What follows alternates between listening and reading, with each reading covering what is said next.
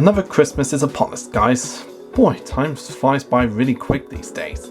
And as every December, it's time for another series of Thomascember for 2022. And since last year's Thomascember, where I reviewed series 1 episode by episode, went down really well and got a lot of views and comments, I figured, why not carry it on this year with series 2? So throughout December this year, you're going to see a review for all 26 episodes of the second series of the TV series. Everything you need to know about the episodes, plot-wise, new characters, trivial facts, and all that jazz. And I know a lot of you are going to be wondering, why aren't I reviewing series 24 and the final direct-to-DVD specials that they've done for Big Adventures? Well, I just think it just makes sense to carry on reviewing the classic series episode by episode for the time being. And it is quite possible you're going to see those reviews for the later seasons very, very soonish, after a couple of years maybe. But one thing is definitely certain, I am steering clear of All Engines Go. That piece of shit can rot in hell for all I care. But all that aside, for the next 26 days throughout the month of December, you're going to be seeing Series 2 reviews episode by episode, just like last year when I did Series 1 episode by episode. There's 26 more episodes to get through this year, and I'm not going to disappoint you with my reviews and thoughts and Trivial Pursuit facts. All aboard for Thomascember 2022.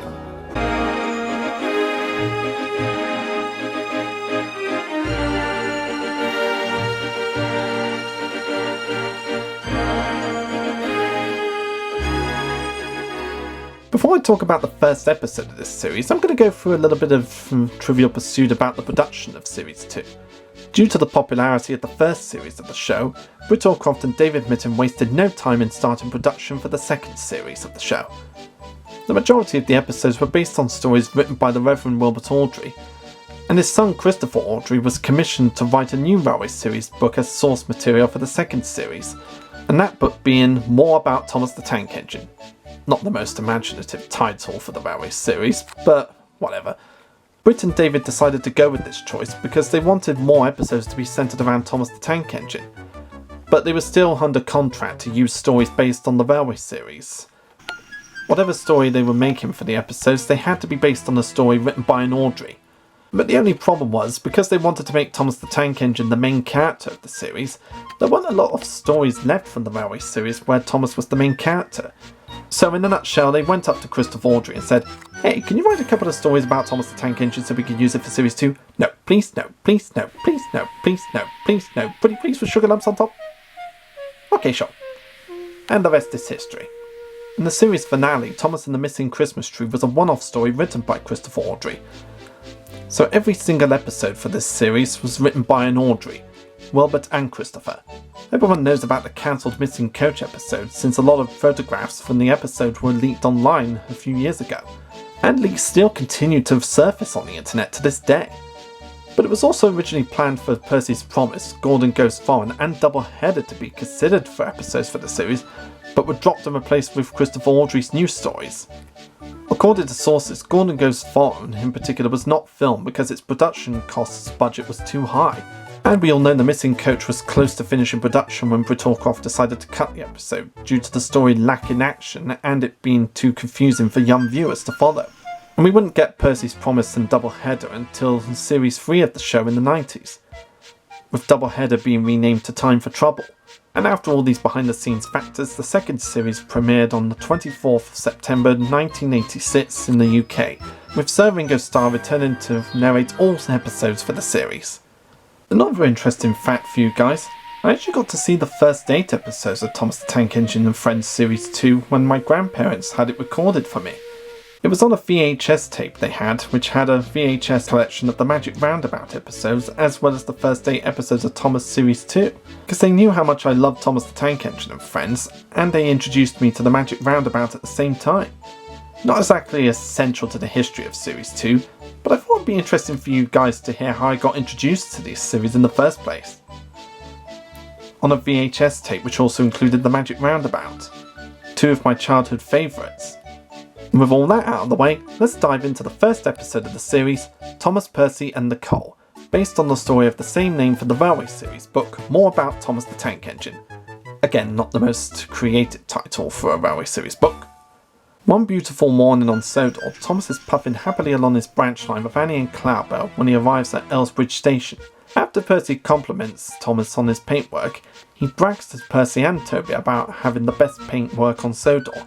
When they tell him that they like their own colours, Thomas says that blue is the only colour for a really useful engine and puffs away.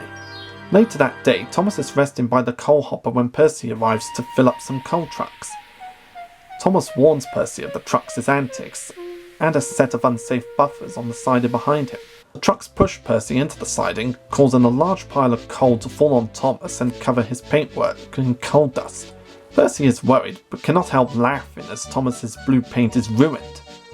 Thomas is furious and blames the incident on Percy. It takes so long to clean Thomas that Toby has to take Annie and Cloudbell instead. Both coaches feel sorry for him, of course. That night in the sheds, Thomas was grumpy with Percy.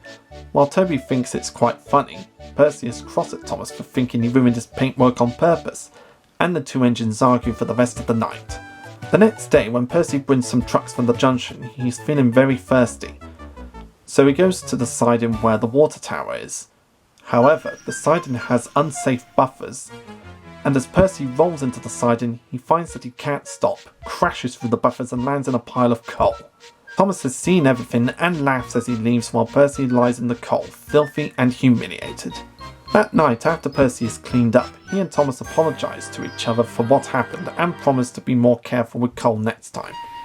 This episode was the start of Thomas and Percy's friendship in the TV series, something that Brittlecroft and David Mitton and the people that followed on from their leadership afterwards wanted to focus on a lot in the TV series after this. A lot of times when you see the two in the TV series after this episode, they're usually in an episode together, or at least make a cameo together.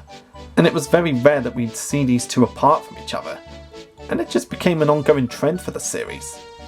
And this episode was also the first time we got a glimpse of Thomas's boastful and cheeky personality. I mean, obviously we had seen his cheekiness before in the first series, but this series takes it to a new level where he's more boastful than anything else, and starts to think very highly of himself. As the Unlucky Tug pronounced it, this was the series when Thomas started to show off his prattish side. And you could definitely tell from this episode how pratty he's being when he has his coal bunker accident. And speaking of which, was the workman operating that coal hopper really stupid enough to not stop it when they realised there were no trucks there? Or was he just doing something and just didn't notice at the time until it was too late? I don't know, maybe I'm overthinking it. It's also the first time Thomas and Percy have a huge falling out with each other. And it should be worth pointing out that in the book, the argument goes on until the final story of the book, Drip Tank, which for some reason was not adapted for the series. My guess is Brittlecroft and David Mitton didn't want the argument to go on throughout the whole series. And you can also see the start of another trend throughout the whole of Series 2, where we see the Highland of Sodor's more industrial side, what with the coal hopper, the yards and all that jazz. First series made it more like a book world, where everything came out the pages of a book. But here we see the industrial side of Sodor, which is what a lot of railway lovers would love to see. Because a lot of people associate railways as being industrial. And this was the first series to show the more industrial side of the island, making it more than just a happy-go-lucky book world. That was just one of the many big step-ups from the previous series. And you remember in the last series where Ringo Starr sounded quite calm, like a grandfather telling these stories to his kids at bedtime? Well, in this series he ups it up a notch, giving a lot more oomph in his performance, especially when he's required to sound shocked or angry or scared. Well, anyway, Thomas, blue is the only colour for a really useful engine. Everyone knows that. He just really ups it this year. And O Donnell and Junior Campbell returning for the composers really upped their game for the music here. Of course they reused some of the old classic themes from the first series, as you would expect the great composers to do, but they of course composed some new tracks for this series, like the ever so famous Danger theme. Obviously we only hear a small snippet of it in this episode, but it really does sell the tension for the danger scenes throughout the series. I especially love how it starts when Ringo Starr's announced in the water column with the unsafe buffers in the siding. The water column stood at the end of the siding with the unsafe buffers. Even though nothing exciting has actually happened quite yet, The music that Mike and Junior make for that particular scene makes it clear that something bad's going to happen. That's just some great foreshadowing on Mike and Junior's behalf. In my opinion, Thomas, Percy and Nicole was a really good way to start off Series 2. It shows us familiar characters, shows us more of Thomas's branch line, shows the industrial side of Sodor, and it starts the trend of Thomas and Percy's friendship. If you haven't seen this episode for a while, I highly recommend checking it out. It's a fun watch and you'll get to see the first few industrial parts of the island of Sodor. And this would only be the start of what Series 2 had to offer.